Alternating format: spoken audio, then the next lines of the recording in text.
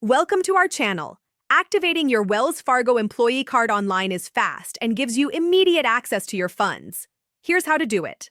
Step 1. Open your web browser and go to the Wells Fargo website. Look for the employee card activation link or navigate to the sign-in page.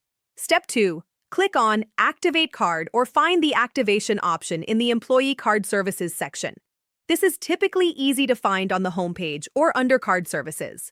Step 3. Enter your employee card number. This 16-digit number is located on the front of your Wells Fargo employee card. Step 4. Provide your personal identification information for verification. This usually includes your social security number, date of birth, and employment details. Step 5. Create or sign in to your Wells Fargo online account. If you don't have an account yet, you'll need to register by providing your email address and creating a username and password. Step 6. Set up a PIN for your employee card.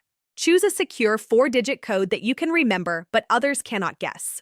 Step 7. Review and accept the terms and conditions of your Wells Fargo employee card program. Make sure you understand any fees or restrictions. Step 8. Confirm the activation by checking the success message on your screen. You should also receive a confirmation email from Wells Fargo with details about your activated card. Don't forget to like this video and subscribe to our channel.